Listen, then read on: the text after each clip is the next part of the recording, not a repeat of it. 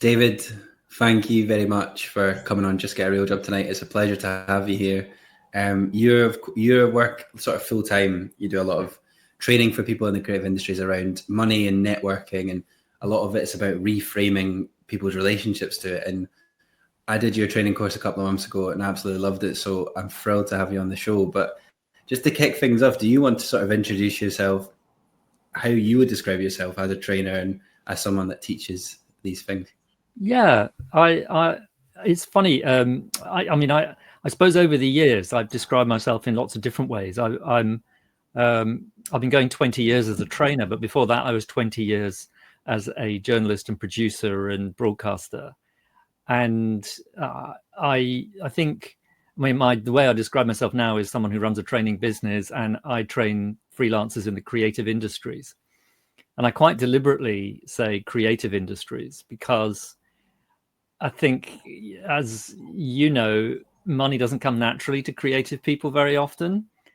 But in a freelance world where everybody's kind of almost casualized, and that's something that's happened during my working life, I've noticed that people need the finance skills. You need to have some way of dealing with money. You can't ignore it.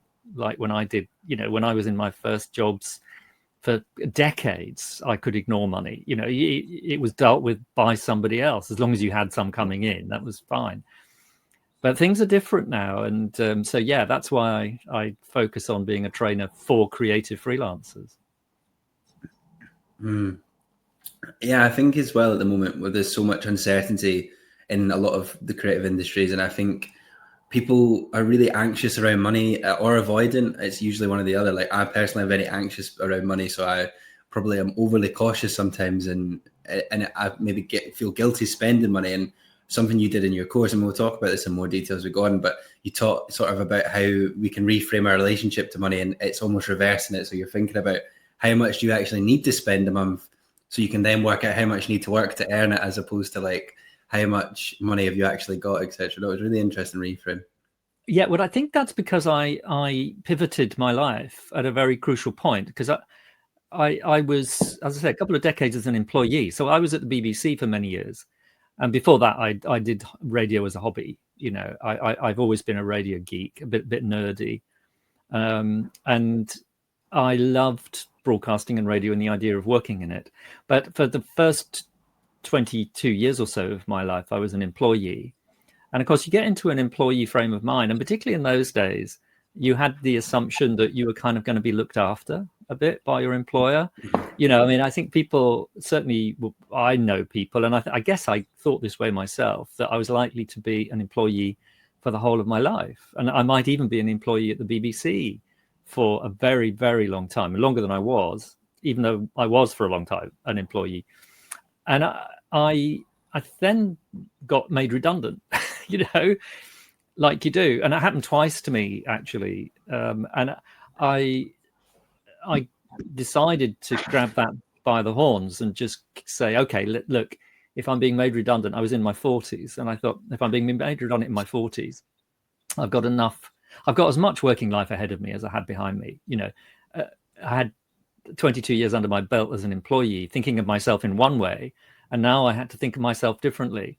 And I think one of the reasons that I made a mental shift at that point was partly because I became a father roughly the same time. So I wanted to be more in control of my time. I wanted to organize my life so I could be more with my children and my wife. There's all sorts of stuff going on in my head, and I didn't realize it at the time. But when I look back, I can see that was really pivotal. And so I started to rethink my relationship with my work almost subliminally, and then came to realize that there were ways of thinking about this which were quite useful, and that other people hadn't thought of thinking about themselves in that way. And that actually this was quite helpful to me. But if I could find ways of explaining that, maybe that would be helpful to other people as well. And so I've ended up doing quite a lot of work with people who have been employed and are then going self-employed for the first time. I don't meet many people now who are employed for like 30 or 40 years. That used to happen quite a lot, but there aren't that many people who've been employed for that long anymore, particularly in one job. But I do meet people who've been employed for about 6 or 8 years, and now they're being self-employed, and very often they think it's just a different way of earning money. And it isn't just that. It's actually a different way of running your life. And I've been trying to kind of explain that to people in different ways. And part of that was even the course you were on. It's just saying, there are different ways of thinking about yourself and your relationship to the way money comes in, and even the starting point as to how you start thinking about your relationship with money. People often start at the wrong place. So it's just a way of trying to find a way through that. What's the best way of doing this? And I find with my training, I'm being quite provocative sometimes. I'm just saying, look, think about it this way, and people go, oh, really? And I said, well, why not try it? It might work. And I'm trying to goad people into sort of breaking that framework which they've kind of adopted almost by osmosis, and try to get people to take control of that framework of how they think of themselves. I'm not saying it always works perfectly, but I think it's a great starting point. Definitely. And I think what I want to pick up on there's loads to pick up on. There's so much to ask you about, but what's interesting is even outside of the creative industries, I do think we're moving to a world now where no one is going to have a job that they do their whole life. It's just not this common, and it is in some industries, maybe more the way things work. But I just think, especially with things like AI and the way that things are changing so quickly, that people are just going to have to either be self-employed more often or switch jobs and work in a different way. So I think even if you don't work in the creative industry, some of these skills and ways of thinking about money and how you market yourself are actually really useful. I think it's essential now. I mean, when I went through redundancy, for example, people didn't use the word. It was a really, really forbidden word. People were really embarrassed. And if you said you were going through redundancy, people would often, I know that this can still be the case, by the way, but people would often kind of look at their feet or look at the ceiling, and they wouldn't know how to behave in front of you because they thought, how do I respond to this? It's almost like a bereavement or something, and people don't know how to say things. And I realized that people often felt that if you were employed, that was the norm. And if you were employed and you had money coming in all the time, that was fine. But as soon as you went through redundancy, that meant you weren't like that. And if you weren't like that, that wasn't fine. And I was happy. I didn't feel like that. I felt, you know what, I'm taking control of my life. This is going to be a creative endeavor on its own, me setting up on my own. And I do find it a very creative process. But I found that I was able to try and push back a little bit with people and say, no, I'm actually okay with this. But it meant changing the way you think. And of course, people often said that they were, even when they were freelance in those days, 20 years ago or so, people would say, I'm looking for a permanent job. I'm just freelance for a bit because I'm looking for a permanent job.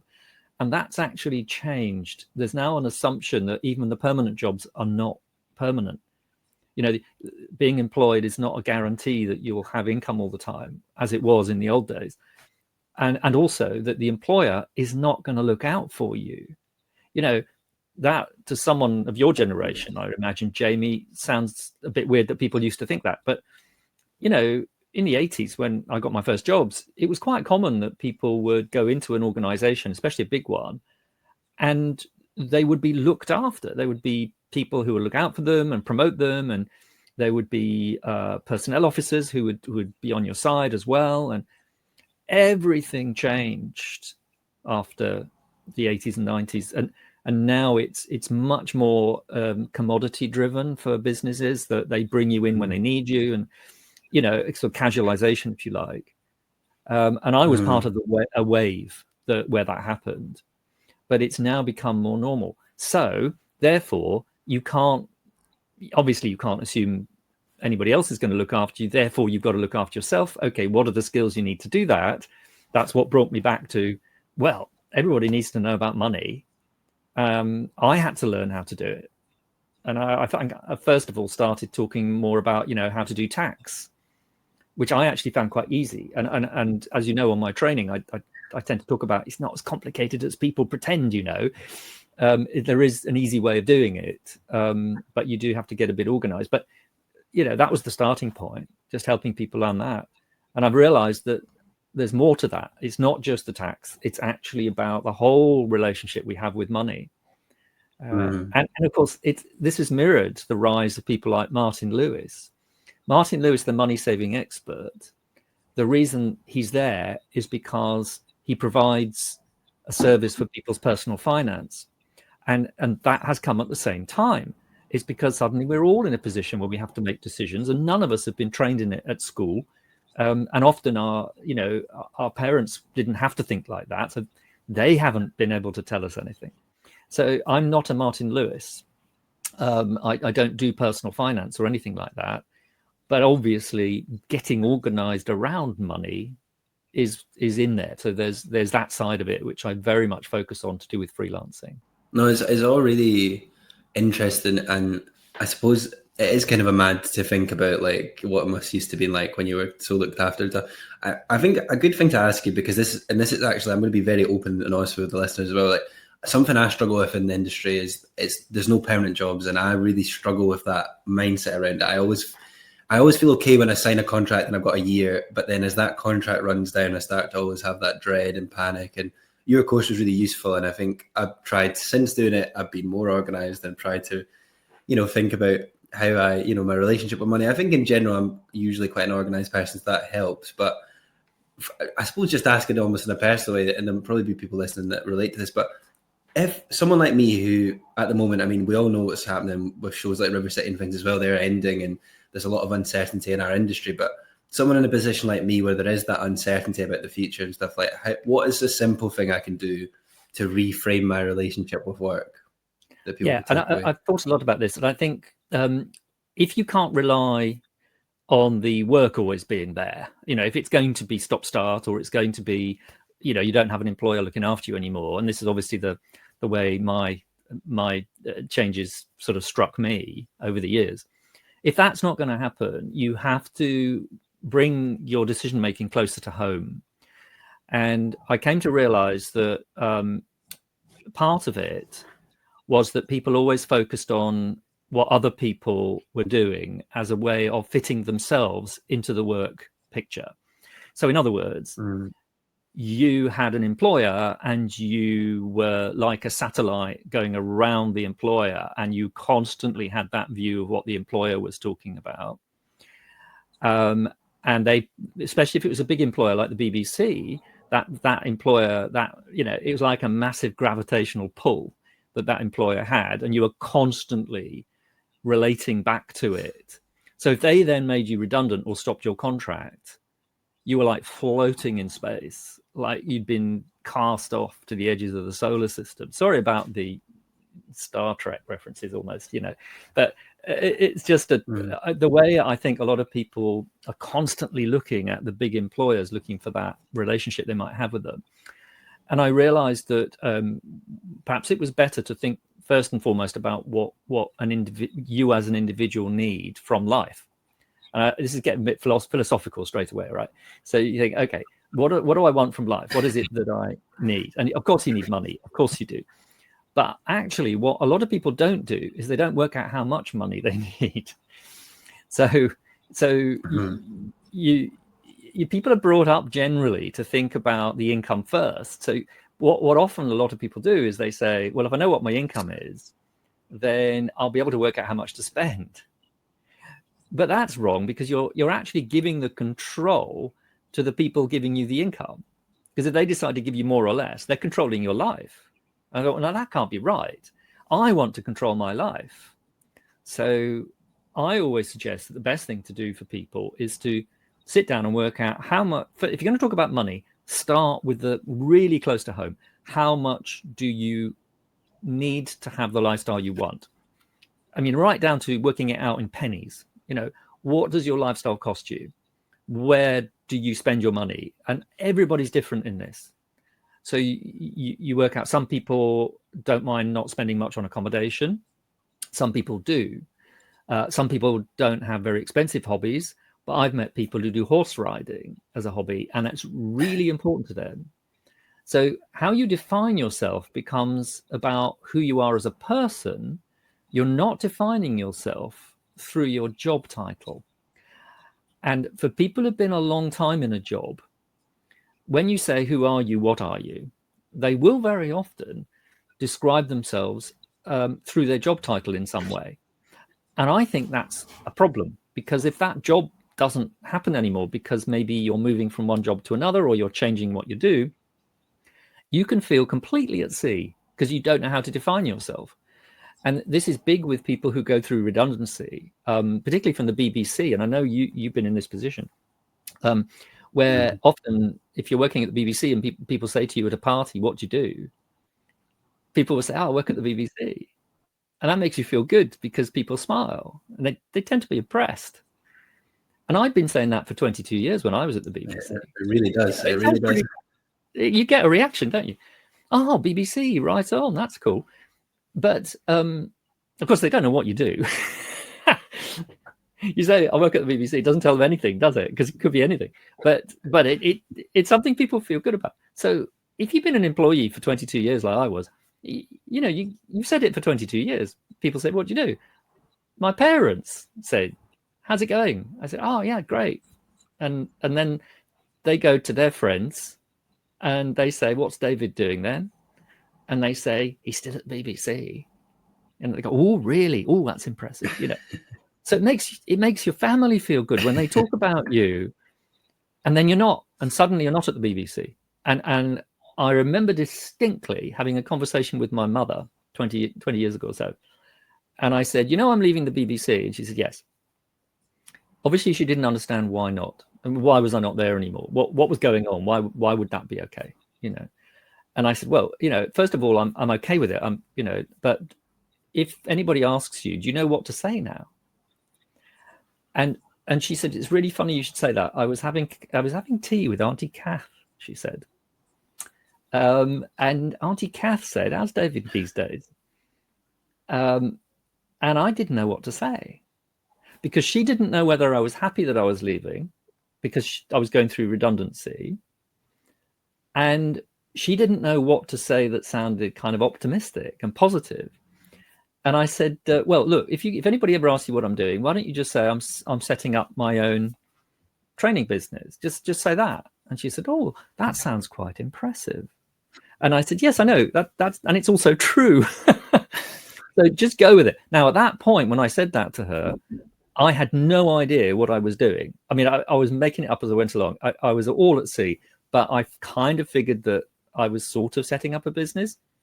And I figured that if I said that to enough people, I'd kind of get it in my own head and I'd feel better about myself.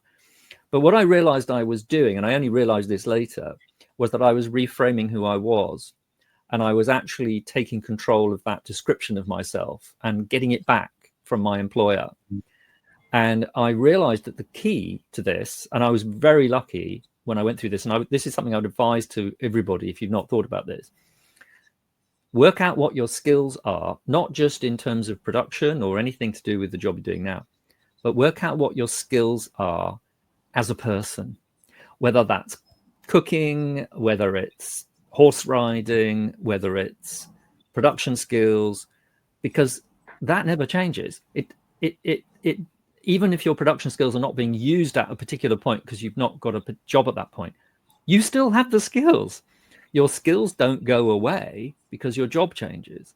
So the massive change that I realized was useful was just reminding myself that all those skills I had when I was working in production, I still had, and a lot of them I had lost sight of. And one of the things I did, which is so powerful, is get somebody to help you to reconnect with all your skills. Because every job you do, you're only using some of your skills. And if you're doing a job and you're doing it for a number of years, and that job has a job title, you start to frame yourself in the job title. And that's really dangerous because it stops you realizing that you're bigger than a job title. And that was the key change for me. So I'm listening to it, and I'm like, I'm thinking like I've done some of that, and it's home. But interesting to think about that. I didn't get get quite made redundant, but I used to work at, before I was at BBC, I used to work at STV, and it was like my dream job at the time. I did it for 2 years. I loved it. And it was the exact thing you're talking about, where I'd go to parties and you'd say, I work at STV, I'm a script editor, I do, and it was so cool, and everyone reacts really like well to it. And I found out that my contract wasn't going to get extended, and it was like grief for 3 months. I was like, honestly, it was like the same as you'll probably know for yourself and going through something similar. It's like I felt like the world had ended. It took nearly a year to kind of recover from that and remember that, it's not all about work. And I still do it to an extent now, working at the BBC, but I think I'm a bit better with it. But it is hard to, you do kind of give all your agency and, I don't know, control to your employer still, and the way you think about things. It's common. That's exactly it. It's the agency that you do or do not have. And I think you need to grab back that control. And I think I was lucky I was old enough to realize I could. I think when you're younger, it's really hard because you're not quite sure who you are yet. And I think that is difficult. I'm not going to underplay how difficult that is. But part of that is then just realizing that you're a bigger person than your job title and that you have a range of skills. But the reason that's so valuable is that, of course, you can use your skills in loads of different ways. If you just have a job title, you can only do that job in that job title. So if you're a producer and you call yourself a producer, you're only going to think of yourself as a producer. That's it. But if you realize all the skills you need to be a producer, people management, being organized, being able to plan well, those are all skills, along with a whole load of others, which you need to be a producer. So if you take all those skills and just list them, you realize you've got all those skills forever. Those skills don't go away just because you lose your job. You've got them to use. You've got huge resources you can use. We're then into a situation of how do you use them? And that's not easy either, but it does mean that you can end up doing jobs which you hadn't expected to. And that was certainly true of me. My training business was not going to be this one when I started it. It became really evident to me that I needed to be able to think of my skills as being applicable to lots of different types of work as people needed it. And that's going to be the skill everybody needs. I've been trying to teach that. I've got daughters who are now 24, 25 years old, and it's trying to give them that realization that they've got those skills as a person and they can use those skills in whichever way works for them. Do you think there's a failure of the school system in the way that we are educated, and the way that this is a slightly different thing, but even the way that the world treats employees, and like when you go, I don't know, for example, I'm in the process of moving flat, and sometimes moving flat when you work on a short-term contract or you're a freelancer, they look at you like, oh, this isn't the norm, like, that you're trusted less. Do you think that the way the world sometimes views those things it needs to maybe adapt with the times as well? Yeah, we have a real problem, I think, in this country in particular, that having that spirit of taking control and doing what you want with your skills is not the way people normally feel.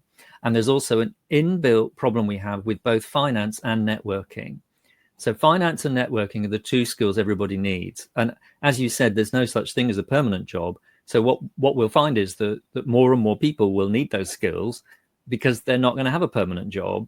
It's not going to be the norm forever by any means. But we haven't really caught up with that. And I think a lot of the discussion we need to have and the reframing is around the fact that the things that we think of as being a little bit dirty, the idea of being paid for what you do. Ooh, we'd have to talk about money. Ooh, that's not very British, is it? And then networking. Ooh, no, that's not at all British, except it is.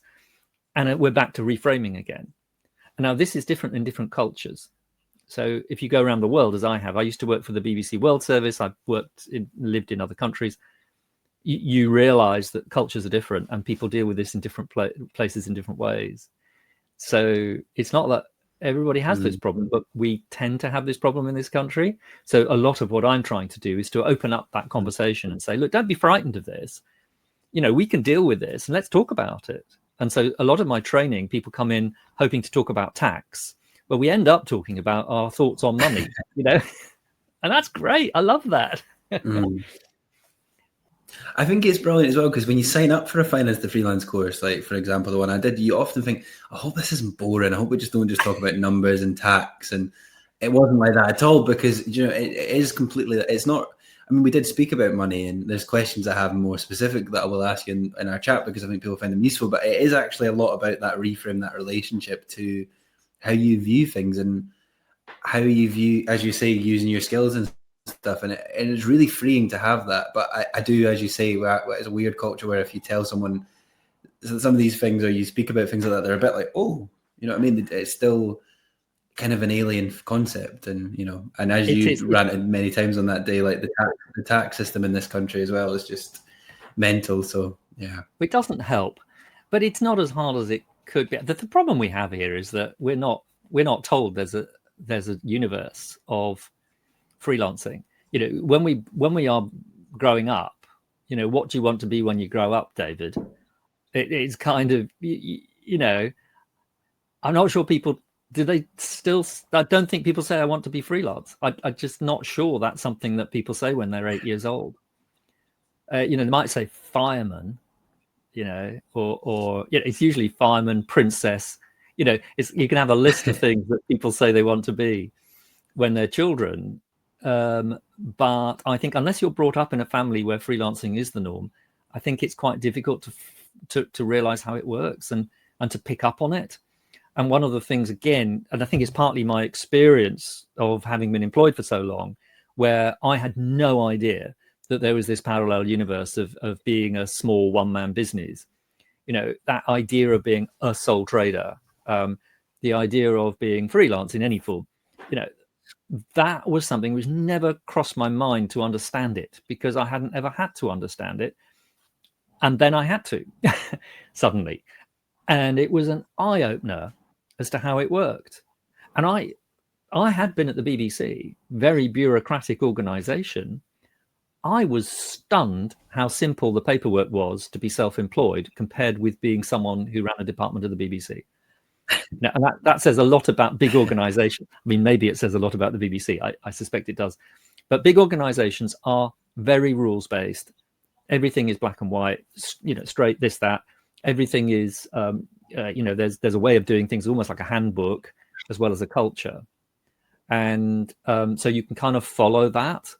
Whereas outside, as running yourself in that way, setting up on your own, all that stuff, actually, there's a huge amount of freedom, the sort of freedom that doesn't exist in other countries. That's something else I've also come to understand, especially in other countries in Europe, where it is quite bureaucratic to set up on your own. Whereas in this country, it's not at all compared to how it could be. People think it is, but actually the basics to set up on your own are pretty simple. So yeah, so I think there's almost an education that we need to have. I mean, to be honest with you, when everything started to get more freelancey all those years ago, and I thought I'll do some training to help people set up on their own, I thought I'd do it just for a couple of years, and then there'd be loads of other advice, and it would be easy for people to get advice, and everybody would sort of fit into it, and it would be the norm. And here we are 20 years later now, and actually not many people do what I do. I'm really surprised that not many people do the kind of training I do, which just helps people get their head around it all. And the government is so opaque. I mean, they do try, but gov.uk and their YouTube channels, all about money and things, they're not. They do their best for helping everybody, but of course, doesn't help specifically people like freelancers. So that's great because it keeps me in business. I do also think specifically in the creative industries, there's hardly anyone in this space really doing a lot of work around this stuff either, which is, and I think it's very needed. Like we're basically almost now and it will completely in the next 10, 15 years, there'll be even less and less staff jobs as we talked about, but a completely freelance industry where you really need this mindset and these skills to sort of do that. So it's really needed. There is a massive gap there. Yes.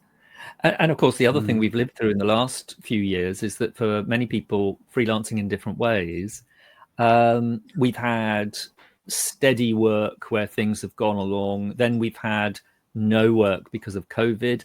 Then we've had a a rush as the dam burst and everybody came back, and now it's gone right down because all the streaming services and broadcasters are rethinking their models because of the change to the success of things like YouTube and streaming generally. But also there was a point where the streamers were throwing money at everything, and now they're not, and they're retrenching a bit and trying to work out what they actually do.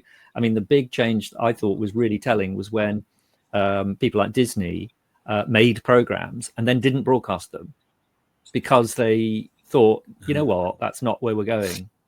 I mean, that's extraordinary to think that, but that's what they did. And that's when I realized, oh, this is all going to change now, you know. So we're in a transition period, and of course when things change, people get very anxious, because that naturally, as human beings, we don't really like change very much. And the other thing that happens is, of course, that we pick up on the mood of our colleagues. So I think this is human nature. I think we're a social animal. So if we have amongst our friends, we have people who are going through difficult times, we empathize, we sympathize. We can see the world also partly through their eyes. And we have a lot of people going through difficult times just at the moment. So it's difficult to sort of, it's quite difficult in that environment to sit up and say, it's not all terrible. Because for some people, it's really difficult, and you don't want to diss their attitude completely. So I find, you know, that's normal and understandable. I'm a natural optimist, you know, but I'm doing more training with people just to help them feel on top of the finances, because they have no money coming in from their freelancing. Whereas over the last decade or so, it's been much more about dealing with the money that you have been earning. So the skills are similar, by the way. It's just that the backdrop, the context has changed. Yeah, it's very true. I do think being in that environment, especially working somewhere where like you'd had bad news where a show's, you know, getting cancelled, for example, is an extreme example, but you do feed off that mood around you. And because I do this podcast, I've done a lot of work on the TV crisis, the transition facing our industry. And it is hard some days to feel like, you know, I can have, you know, that things will pick up and we'll be all right. So it's really hard. But as you say, stepping back, So I think the two things are, you can focus on the industry, and you can say it's difficult to be positive about how things will pick up, even though you feel they might pick up at some point. But the point about that is you can't control that. And freelancers often do feel out of control. But one of the reasons they feel out of control is that they're focusing on the bits they can't control. And focusing on the industry and hoping it gets right, that's not really the place to start. The industry will sort itself out, and you keep an eye on it. But in the meantime, the thing that you do control is yourself, your mental attitude, your physical and mental health. Part of that then is, how do I engage with that, given that the money is difficult? But for me, the starting point is always, who are you as a person, and how can I keep hold of that? Because if you can keep hold of who you are as a person, you'll be ready and strong to fit back into the industry when it starts to pick up again. But in the meantime, you might have to do something else. And I've noticed this through the Facebook groups that I'm part of and things, where people have started to realize that they can move out of the industry and then be prepared to come back in. And there are a few trainees I've met a number of times over the last 15 years where I've been watching that process of realization, and they've moved to another area which uses the same skills, but they've moved out of the industry, and they can see, oh, actually, this is quite fun because I'm using the same skills because I have those skills. And that's, I think, part of the process that we need to deal with. It's not putting all the control in someone else's hands. It's about saying, how can I take control of my own future, even if it means I have to ditch some of the shibboleths and all that stuff. I want to also, I mean, I think what you're saying about the reframe around that is really interesting.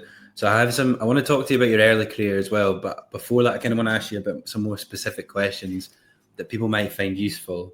And one of them is sort of about, like, is there like any other sort of money reframes that come to mind that you find come up quite a lot in your training that are quite common at the moment, especially for people working in the creative industries as freelancers and stuff? Yeah, one of them is to, I mean, I've talked a moment ago about the importance of thinking about your own needs as a person, what your financial needs are. It's about cost. I talk about it as costing your life, but to bring that down so that you do big investigation into what you need to survive, but also to be happy.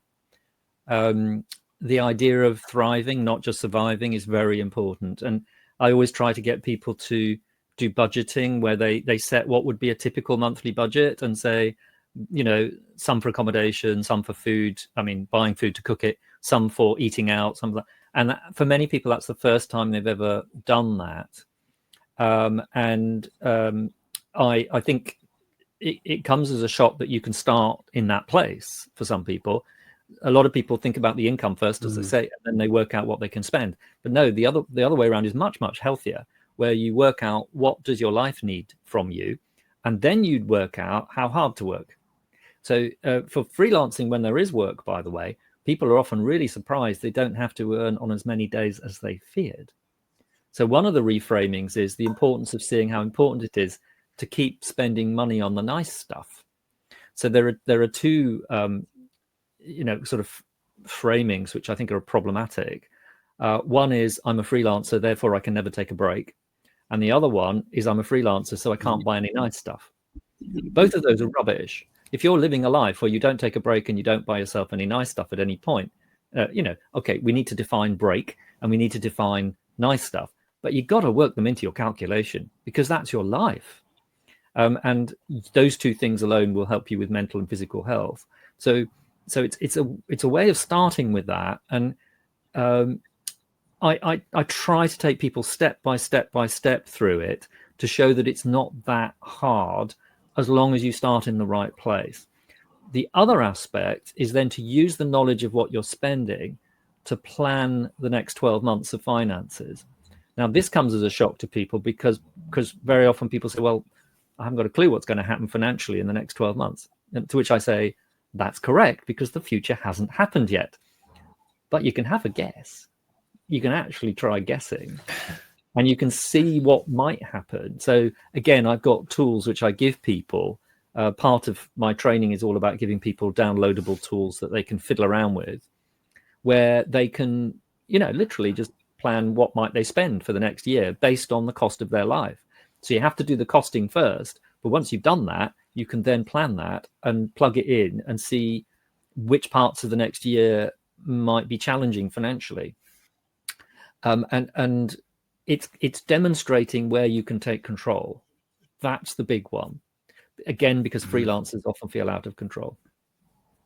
Yeah, and I just want to flag as well for people listening, like there's links to all David's training stuff on his website below this show if you're watching on YouTube, or underneath the show notes on Spotify or Apple. So if you want to actually go and look at some of this stuff in more detail as well, there's some great resources there, which I've also used myself and have been really useful in reframing that relationship.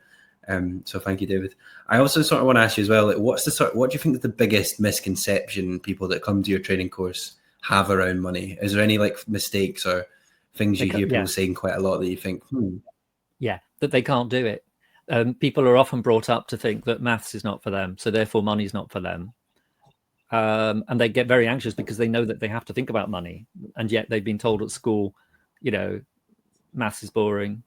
I don't think that's universally true. I think you can find maths teachers who are very good at helping people to understand money in the real world.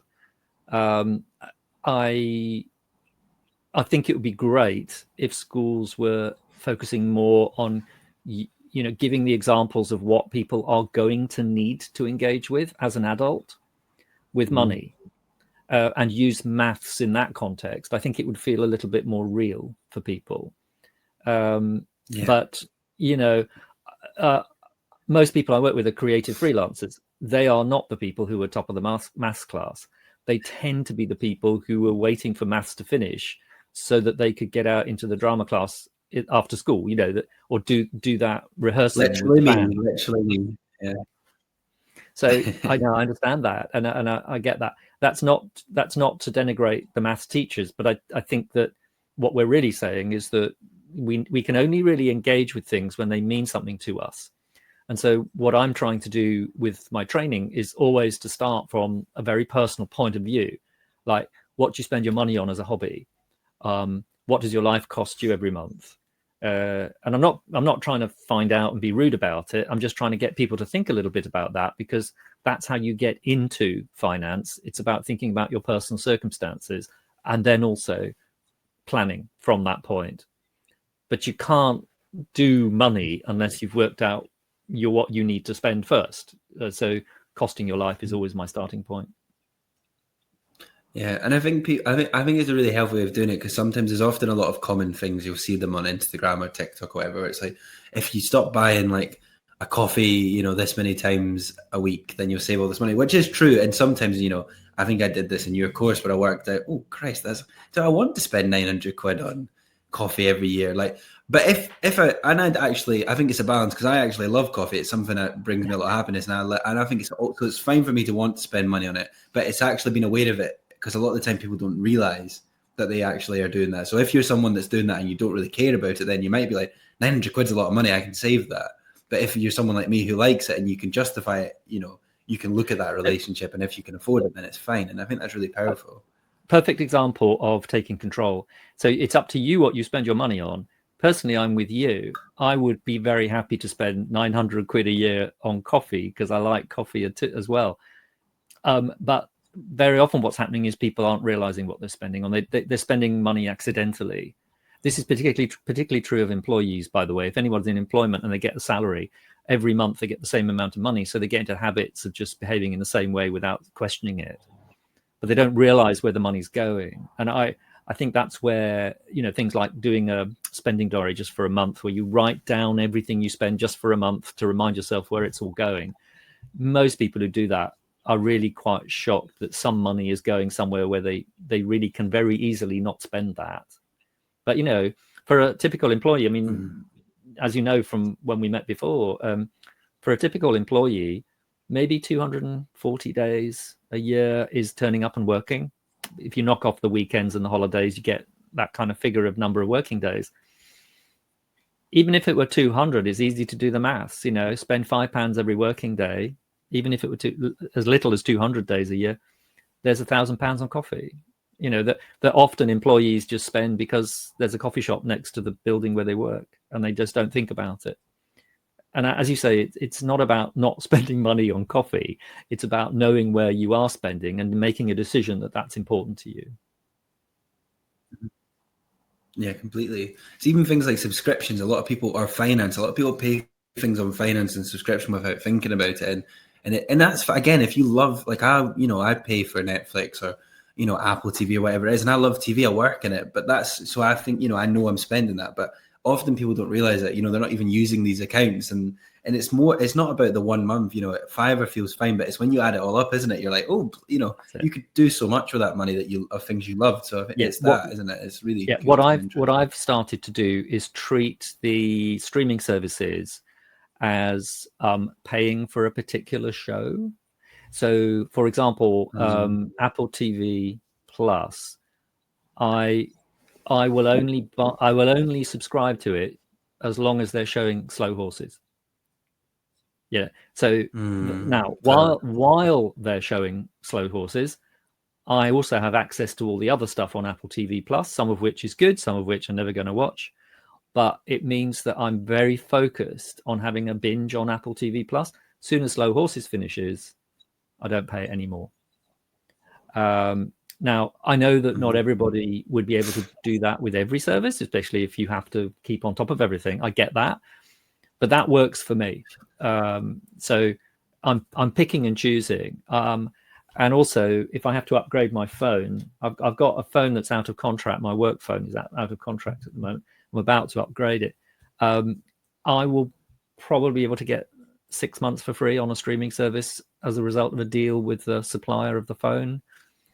So that kind of makes sense. So it's a double whammy. If I upgrade my phone just as they start a series of Slow Horses and I get free Apple TV Plus for 6 months, I'm winning.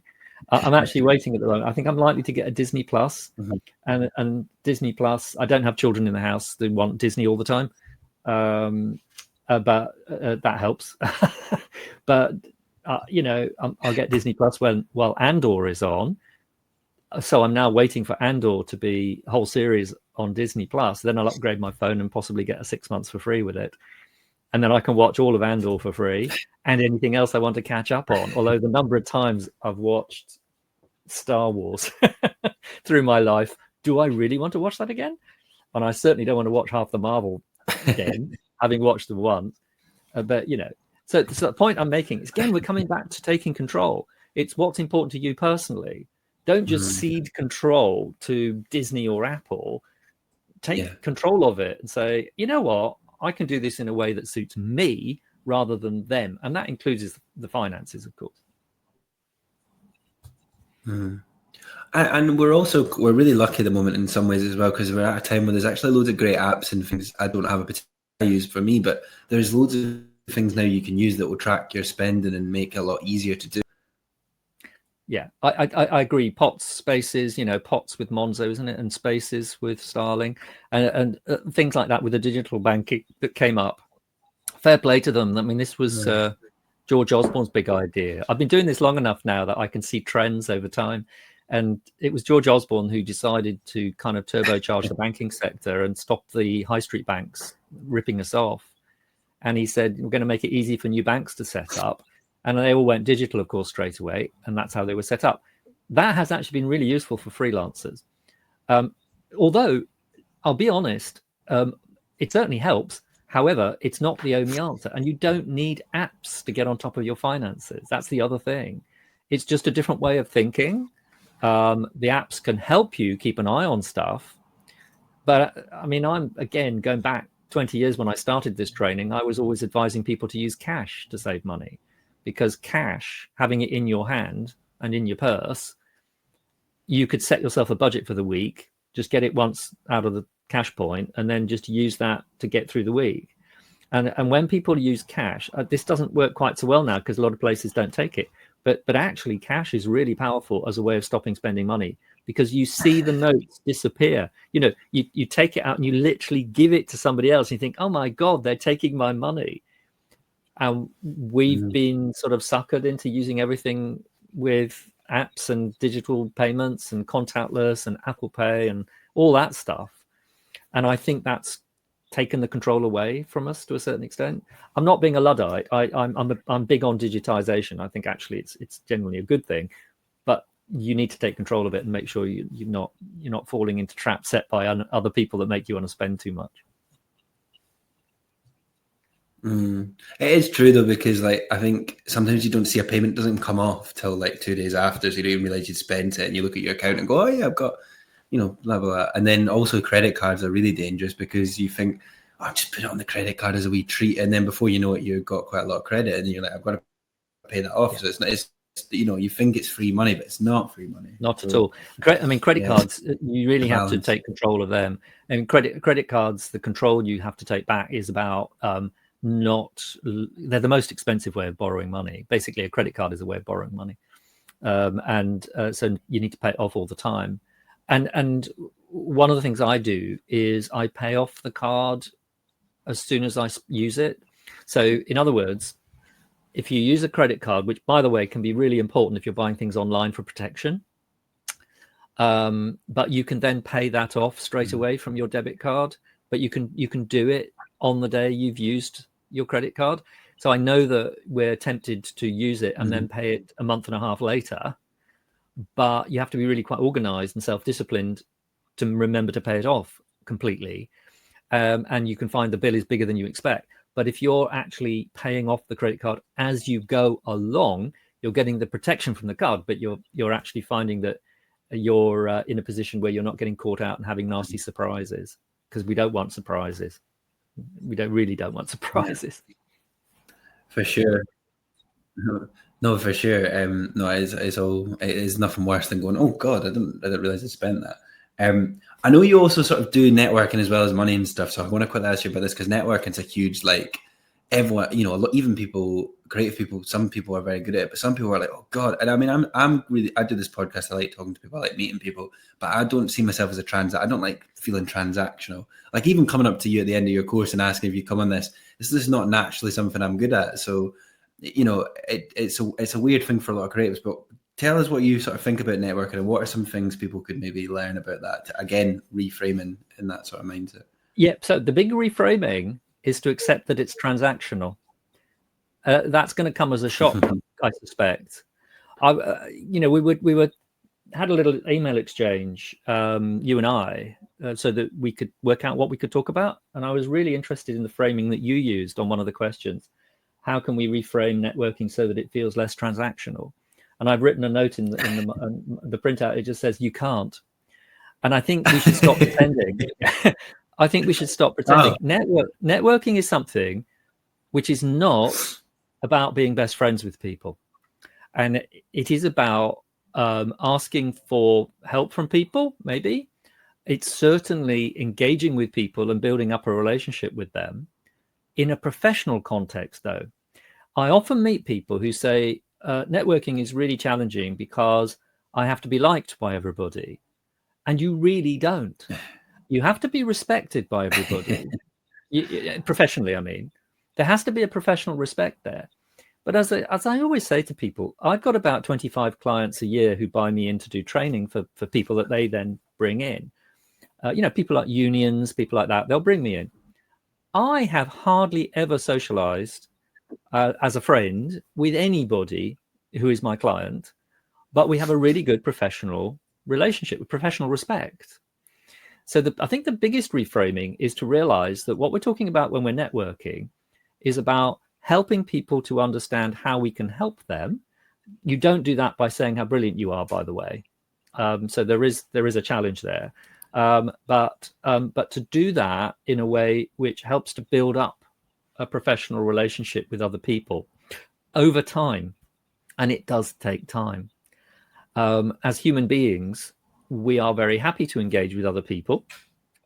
We can have relationships with them, which can be from close friendship to quite distanced contact. But an analogy that I use is with our personal lives, where we network all the time, but we just don't call it that. And sometimes people get to realize that they're part of a kind of community around where they live, where they may not be best friends with their neighbors, but they have an engagement with the neighbors. Now, this sometimes happens more as you get through life and you start to feel you're part of a neighborhood sort of network. Certainly, it happens a lot in streets like where I live, where there are lots of young families, where you can see that there's an engagement that people have, which is about helping each other just to support each other as families or parents. So people will do the school runs and share the school run, so not everybody's doing it every morning, just as an example. Or complaining about the bins, or complaining about people parking in the wrong place. You know, it's these kinds of issues which people talk about in neighbors' networks. But the engagement that we have at that level is very similar to the engagement we have at work with people, but we're not honest about it. Let me give you an example. If you move into a new neighborhood and you knock on the door of the neighbors next door, you might well do that, and you might say, "Hi, I'm David. I've just moved in." And people go, "Oh, hi, I'm Joe, and I live next door. Hey, how long have you been here? You know, would you like some sugar? Or have you got enough coffee? Or have you got a kettle that works yet? Are you moving in today?" You know, so you have that kind of level of conversation. But what you don't do is you don't knock on the door the day you move in and say, "Hi, I'm David. I just moved in. I've got an Amazon package coming in a week's time. I wonder if you could pick it up for me. I've got a cat, and could you water the cat while I'm having a break next week? And also, I've got some plants that need watering." Now, you do have those conversations once you've been there a while. So you don't have that contact with people where you ask for things and you say, "Could you do this for me?" until you've had a number of times where you've engaged with people. So people know this. As human beings, we are completely natural at doing this kind of networking. It comes completely naturally to us. And when we put into a work context, we often freak out because it feels transactional. But if it's a work context and you've got skills and you think you can help somebody with those skills, it's definitely transactional, because you've got skills they might need. If they don't, that's fine. But they might need, and you owe it to yourself to just help them. And networking in work context is about helping other people. That's what it is. You've got skills and you can solve someone else's problem. So they need to know you exist, and they need to know how they can get hold of you if they need you.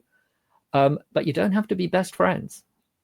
So I'm all for calling out networking for what it really is. It's not about trying to be or pretending to be best friends with people. Obviously, you don't want to put people off, but don't try to be best friends. Just think about what they might need to know from you, which would mean that they can remember you if they need you. And if they don't need you, that's fine too. When I'm talking to people about my work, I say, oh, I run workshops for freelancers to help them not be frightened of money. And that's as far as I go. So I'm just describing what I do. I'm not saying to people, these workshops are the best thing in the world, and you definitely need to come on my workshop. That's not for me to say. It's saying this is where I am if you need me, and feel free to get in touch. And I'm very easy to find. Just Google me. So I think for freelancers, it's about being available and visible, so that people remember something about you. And you do need to think about that. I think for networking, that's kind of what you need, that bit you need to think about, but you don't have to be best friends. And I'm always saying, please don't try.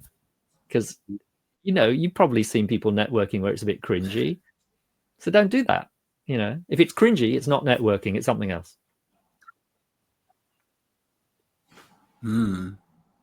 That's really interesting. You'd kind of change it's interesting how I chose those words. I think for me sometimes, and this is probably more that people are bad at networking, and I've just picked up on it, where like they're very, I don't know, you go to, I don't know, a drinks thing sometimes, and people come up to you and they're just so straight to the point in a way that you're like, whoa, I suppose it's just being clever about how you're doing it. I suppose that's probably more what that is, as opposed to maybe I've equated it to something else. And in truth, maybe there's part of me also wanting to be liked a bit too much, and that is probably something you learn as you go. Yeah. And as you get older, you get to the feeling where actually this is who I am. I'm comfortable who I am. If people don't like me, I'm really cool with that. Some will, some won't. You won't click with everybody. And also don't take it too personally. If you're freelancing, it just means that at some points your skills are really going to be needed by somebody, and at other points they're not. It's not like you're always going to click and be at the right place at the right time. But I think this idea that you're trying to be friends, and interesting that you say it's kind of too in your face when people do it badly. I think that the key skill for good networkers is listening. Often we pretend that networking is about talking about yourself and that it's good for extroverts. Therefore, obviously the opposite would be true, and that introverts can't do networking. That's complete bollocks. It's much more that you need to be good at asking questions of people. When they talk to you, you listen really well, and you're looking out for where there may be overlaps of interest. But you'll only do that by being a good listener. So the key skill is not talking about yourself. It's about asking questions and listening carefully. So things like active listening, all that kind of stuff, these sort of technical terms. But just be a good listener and think about questions in advance rather than thinking about yourself in advance is not a bad idea, because then you'll be listening to people. And people don't mind that you ask them questions. In fact, it's quite flattering.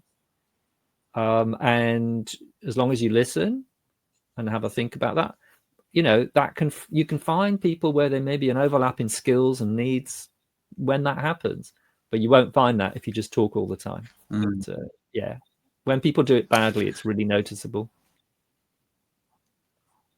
And I think as well, people find you more interesting if you listen to them as well, because they think often they're like, oh, I really like that person, but part of it is because they just got to talk to you. You think, you got to, if somebody you think about the people you go out for dinner with, sometimes it's the people that talk less because you got to feel like you were really interested. I agree completely with that. I agree completely with that. And I think a lot of it is just trying to make sure that you're being flattering to them by asking questions and listening to them and taking an interest. And as I said, I've traveled all over the world. And what I find is that although crowds of people, like at events and things, crowds of people feel very daunting. And I don't like loud events. I was at the Media and Production Technology show not long ago in London at Olympia. I go every year if I can, but generally it's just too loud for me.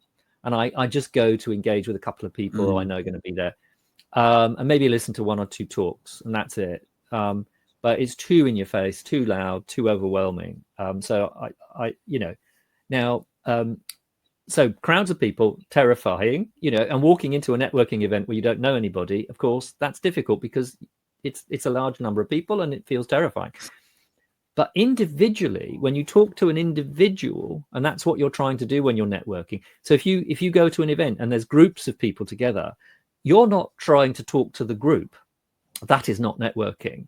That's like performing. You're not going to step into a group of 6 people and just perform. No, but I find that terrifying. So what you're trying to do all the time is just to talk to one person at a time. And as you say, if you talk to one person at a time, everybody's really interesting. Everybody's got something interesting to talk about. Now, it may well be it doesn't overlap with your interests, and therefore, in a work context, there may be a reason you're not going to be spending much time with them being transactional because it doesn't work. No, completely. And something I've learned from doing this podcast is that you can network in other ways. So I think often people just associate networking as you go to an event and everyone's stood around with a glass of wine or beer in their hand, and you have to go around and go, hello, my name is Jamie and I'm a script editor, blah, blah, blah. But you can actually network in lots of ways. In some ways, I'm sometimes very honest with it. I actually think one of the best networking tools in the 21st century is having a podcast where you interview people, because, 2-3 times a week, sometimes I'm interviewing people, meeting people all the time. But like, you can find ways that work for you, because you can, if you're maybe an introvert or somebody that's a bit nervous in crowds, you can maybe go, I'll just reach out to somebody for a coffee and we'll meet one-on-one. So I suppose it's having that, again, it's about taking agency and control. Like, it might just be that you need to find network in a way that suits you, which I think people forget sometimes. They just think of it as this big thing. I think some of the best networkers are quite shy people. And the reason for that is they're quite good individually with people, and they're also good at asking questions and happy to listen. So if anybody's listening to this and they think, I can't network, first of all, you can, because you're a human being, and all human beings can network because we're actually social animals. So that's fine. But secondly, don't get freaked by the fact that it's in a work context. Just think about listening to other people, finding out what they're into in a work context, and don't try to be best friends with people, but be prepared occasionally to buy them a coffee. That can work. I did that a lot when I set up my training business, just to chat with other trainers. And I said, look, I'll buy you a coffee. Do you mind if I just have a chat and ask you loads of questions? People are really generous, actually. People are very happy to do that if you come at it in the right attitude. And I would say anybody starting their career, please don't be afraid to ask. I mean, you asked me if I'd be happy to do this. I'm very happy to talk about myself, for ages, Jamie. I have no problem with that. You shouldn't have been nervous about it. What was the worst that could happen? I wasn't going to think any worse of you just because you said you had a podcast and would I like to be a guest, I mean, I'm very happy. I've got all this experience over 40 years of working in the industry in different ways. I'm very happy to, share whatever I can. But I find most people are really happy to share anything, particularly if it helps someone else not make mistakes or find shortcuts. Yeah, it's crazy actually. Like, when this goes out, it'll probably be well over 170 episodes, which is mad. Nearly 5 years, and it never gets, weirdly for me, like, it's something I've had to really slowly learn, is like, most people I reach out to, even if they say no, I've had bigger guests and people who are quite well known, sometimes they say no because they've got big commitments, or they maybe think, it's too small a platform, whatever the reason is. You're always fine. It's always like, cool. Half the time you just either don't hear back at all, or people say yes. I think most of the time people are very willing to help. So, I think it's just, I mean, completely, I think it's not that big a thing, but it's something you have to really. But by the way, one of the things that I have a problem with is when you ask people things and they don't reply. I think that's just rude. I honestly, I'm a big one for this, and I think we want to make the world less rude. So I always say to people, look, if anybody gets in touch with you, one of the best skill you've got is communications. That's actually quite an important freelancing skill, communications. So there are a couple of skills: teamwork, communications, and reliability are 3 big freelancing skills that you always need to try and help people to understand. So if you are ever asked by somebody to do something or ask for some information, the least you can do is write back and say, sorry, I can't help, but do write back and don't ghost them. Because I think, particularly for the younger generation, I've noticed that ghosting is a thing, which people kind of assume is going to Oh, it's happen. horrible. Yeah. I mean, that's just so rude. So don't be one of those people. Yeah, even if it's a quick reply that just says, sorry, can't help you, but thanks for asking, click send. At that level, even that's better than not replying. So yeah, but I'm on a one-man mission to make the world a happier place. That's what I'm really on the planet for. So don't be rude is one of the things on my list. Well, you did a very good job of David, so thank you. No, and it's completely true as well, because I do think often if you don't reply to somebody, it becomes a bigger thing in their head. Often they think they've done something really wrong, when in reality, usually it's just you can't do it and you're too awkward to say no. And I think that's, especially with dating, like, I remember in the past, the amount of time, like getting ghosted and stuff, you just think that you're something really wrong with you. And I think, it doesn't take a lot to just say, even if it's just, it can, it's the same in any context, but it's not hard really to just say, no, I can't, or whatever it is. Yeah, it's never anything wrong with you if someone goes to you. It's definitely something wrong with them. Definitely. I think if for anyone listening that's experienced that, just think I've dodged a bullet, really. David, I know we've been speaking for well over an hour, so I'll start to sort of wrap things up. I really want to talk to you about the start. There's so much more I could ask you. We'll definitely have to get you back on in the future. Go for it. Whatever, I want to quickly ask you want. about the start of your career, because I know you were saying you worked for the BBC World Service, you worked in radio, your management and stuff like that. I know you lived in Germany and stuff as well. Can you give us a quick overview? Like, tell us about how you got into radio. Like, tell us a bit about the start of your career. I'm interested in your personal journey before you became a trainer. Yeah, it's a short story. I had an opportunity to do hospital radio when I was at school.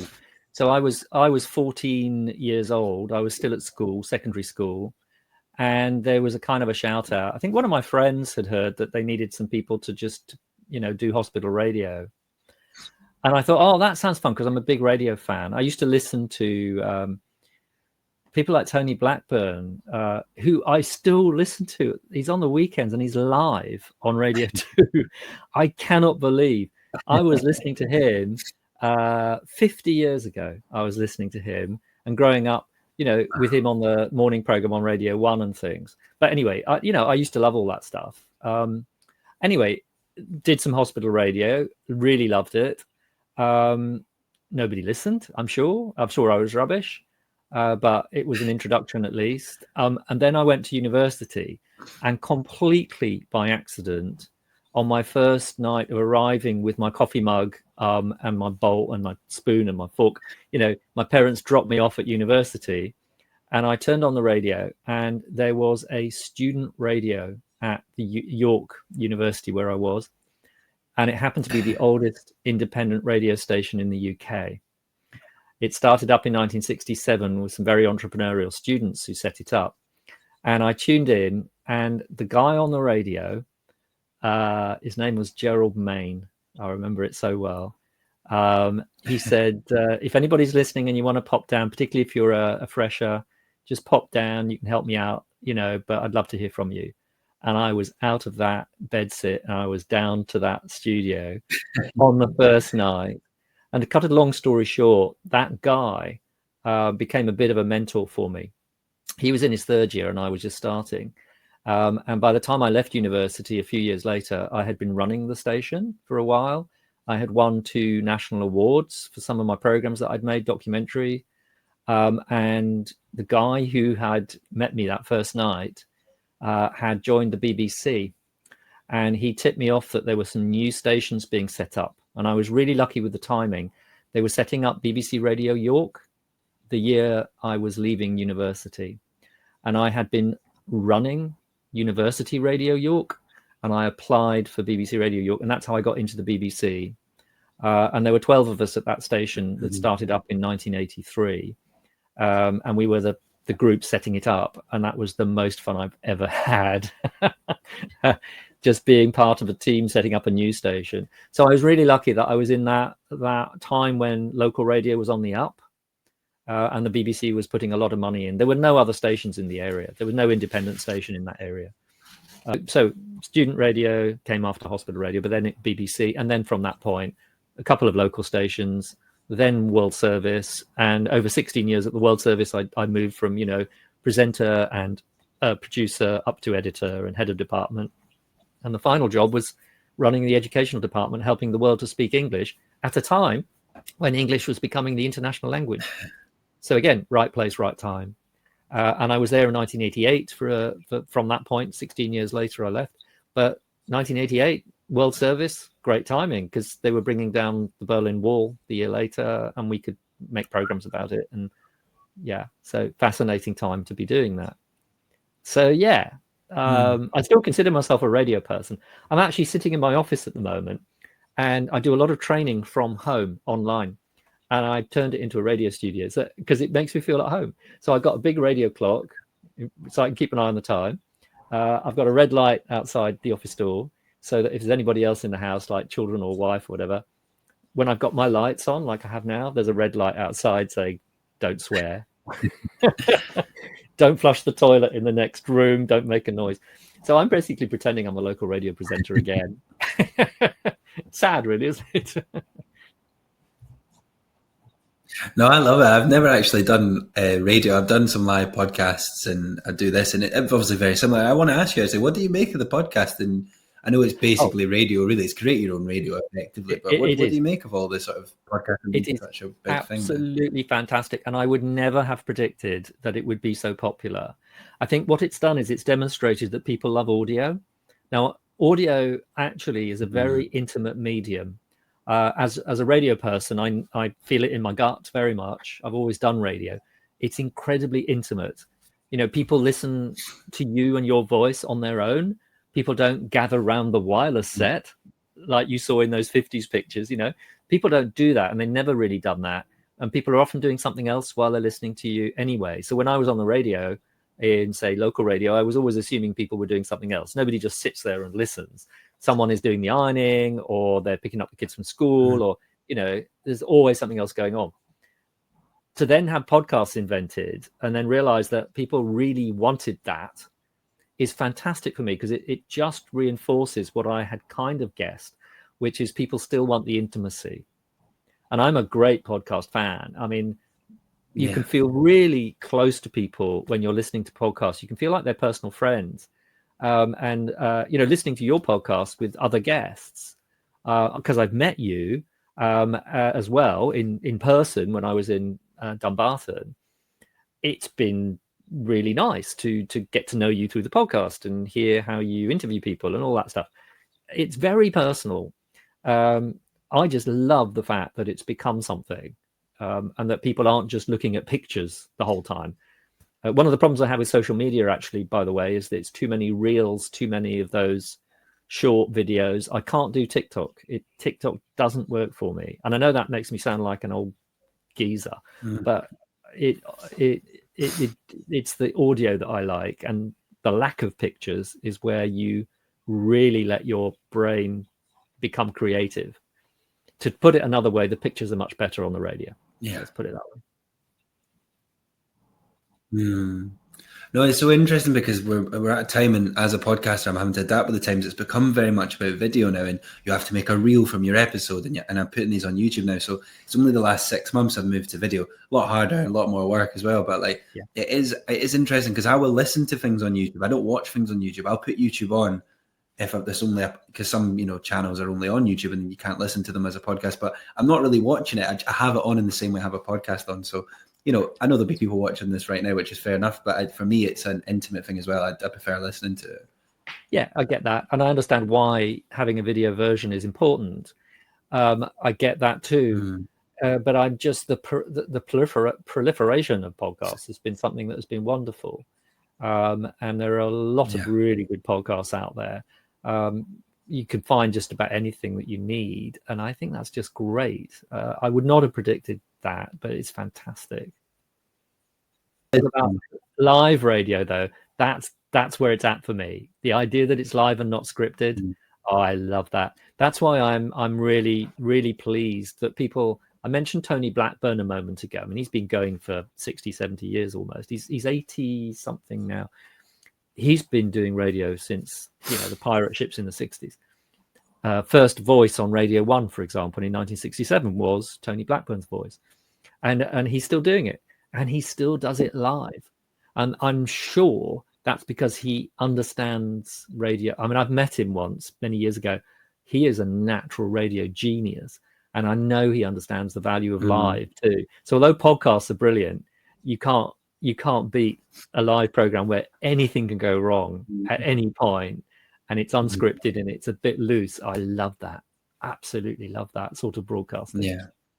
And if we'd been doing that, David, the audience would know I'd had to go and blow my nose in the middle of this and all that. You know what I mean? It would all be, they would know that. So, completely. No, I love it. I've done some live streams and I do enjoy it. It's completely different. It's so much fun and it's a whole different beast. And it's a lot harder. And also, a lot of radio people don't realize they have someone in their ear. I can imagine someone in my ear right now going, "You need to move on to the next question and ask David this or whatever."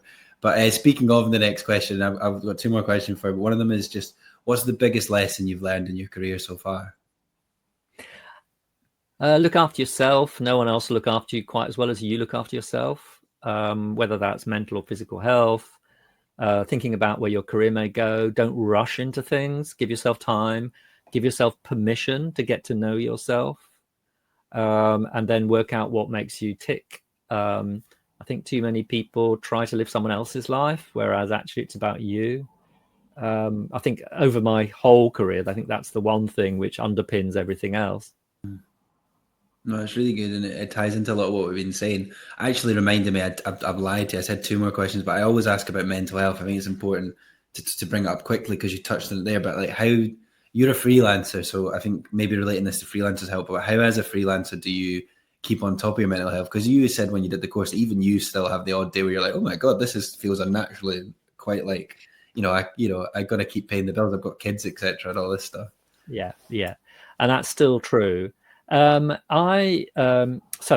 think the way I deal with it is to not make my work something which infiltrates other parts of my life completely. We moved house about 13 years ago, so I'd already been running as a trainer for about 7 years, and we deliberately moved to a house which had a little room I could hide in and work in, rather than having to work in a space which the rest of the family used. Because I'd realized that the thing that I value is being able to have a space where I work and then other spaces where I don't. So I'm sitting in an office where I'm in a frame of mind of working. But when we finished and when I'm not training, I literally go to another part of the house where I never work. And I found that to be useful. And obviously I have the luxury of getting to a stage in life where I've got a house which has got room to do that. But one of the ways that I've also dealt with that is to have two phones. One phone which is work-related stuff, and the other phone is not.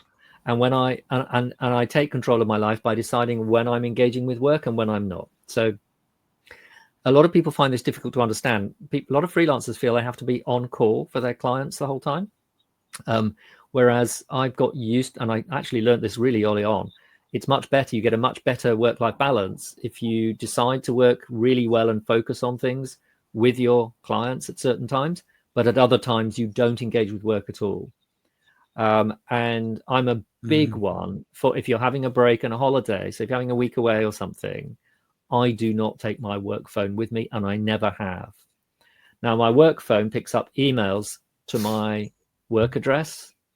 So I have an email address for work, and I have a separate email address, which is for my personal life. They are different. So my work phone picks up only the work emails. What is called David's weekend phone. David's weekend phone does not pick up work emails. So when I go on holiday, as I will be doing in a few weeks' time, I will not be taking my work phone. It'll have an out of office on it. But I will be taking my weekend phone because I need that for the plane tickets and things like you do these days, But that is a way I find of taking back control. This idea of controlling your life where it's your decision when you're engaging with your work or not. A lot of people find that really difficult to understand because they feel as a freelancer that if you miss a phone call, you may never work again. But do you really believe that? I think as a freelancer, you might occasionally miss some work at some times, but do you really believe you'd never work again just by missing a phone call or two? Because I don't believe that's true. And I've learned early on, right back when I started, that actually it's better for your mental health to switch off and concentrate on other things, whether that's, in my case, maybe family stuff or hobbies. You know, if you're going to go climbing up a mountain or you're going to be singing in a choir, don't take your work phone. Don't take your work phone. Switch off from work. Otherwise, your brain is never, ever recharging its batteries. And if you're working in the creative industries, you're a much more interesting person if you disengage with work occasionally and engage with other people not work related. You will be bringing something richer to your work when you are working in the creative industries if you are unplugging from that work and engaging with something different where you're not having to think about work for a while. Now, you have to choose when you do that and how you do it so it fits your lifestyle. But that, to me, has been a game changer.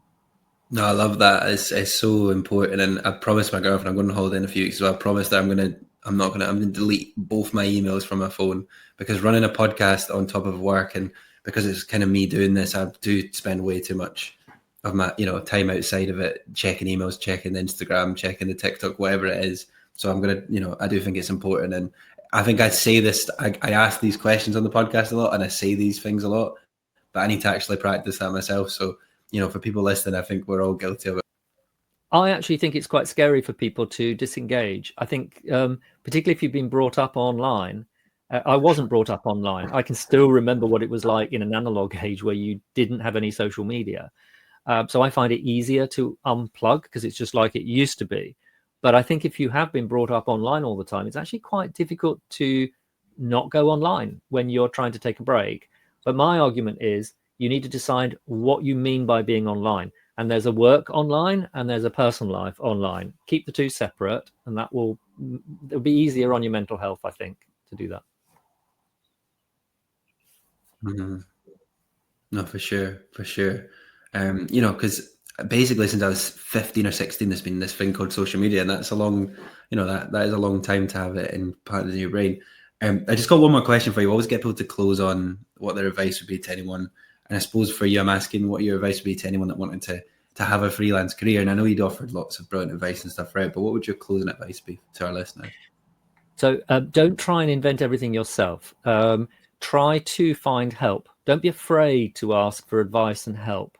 I think people often feel that if they're asking others for advice, they're showing weakness. But in my view, it's the opposite. That if you're asking people for help and advice, it shows that you're self-aware. And that is a really strong thing. So I always say to people, if you're starting out, if you don't know stuff, don't be afraid to say you don't know. No one's expecting you to know everything from the start. Obviously, if you've got work experience or you're in your first job and you're constantly asking people, how do I do this? How do they do that? Well, maybe back off a little bit if you're doing that constantly, but be a good listener and don't be afraid to ask advice. That's part of, obviously as a training business, that's the business I'm in. And a lot of my advice is completely free. I've started over the last 20 years putting it all on my website. So there's a lot of free advice for you there. But don't be afraid to ask other people for advice, particularly if they're really senior. Sometimes people get really nervous when they're starting that they can't talk to senior people who are experienced. You absolutely can, because those senior people once had a first job, once they started, and they've made mistakes. Don't be afraid to ask them, particularly, if you're meeting people, maybe it's an event and you're talking to someone and you find they're quite senior, just ask them, what would your main advice be? Or did you make any mistakes when you started so that I can avoid making the same mistakes? Those sorts of questions are fine, absolutely fine. You have every legitimate reason to be there talking to that person. Just because you are starting, no one's expecting you to know everything. Other people who've got more experience, tap them for that experience and just listen well. Brilliant. David, thank you so much for your time tonight. I've honestly loved this conversation. You had a big impact on me when I did the training. That's why I wanted you to come on, and it's been an absolute joy to get you on and to get you to sort of talk about some of those things and expand on them. I genuinely mean that. I've loved every minute of this chat, and thank you as well for being patient with the slight delay we'd had and me blowing my nose throughout this entire interview. I appreciate it a lot. Well, I'm most concerned that you get better again and get rid of that cold. But can I just say I was really flattered to be asked. So thank you for asking me after we met all those weeks ago. And I am really flattered to be asked. And if anybody's listening to this and they want to be in touch, just follow the links. I'm happy to have a chat with people or engage in whatever way works for you. Brilliant. Thank you, David. I hope you enjoy the rest of your Monday evening.